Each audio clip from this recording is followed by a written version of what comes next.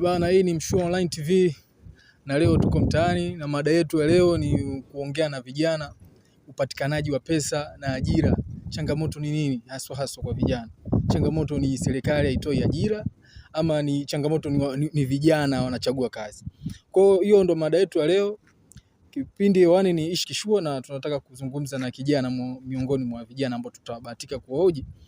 Brother, unafahamika kama nani? Mimi kama Adriano James.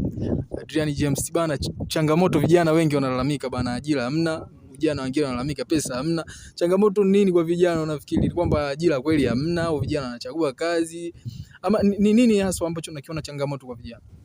Yote hayo ni majibu satosha. Ile ni kwamba vijana wengi wanachagua kazi. Kusema serikali itoe ajira kwa kila mtu, vijana wako wengi sana mtaani.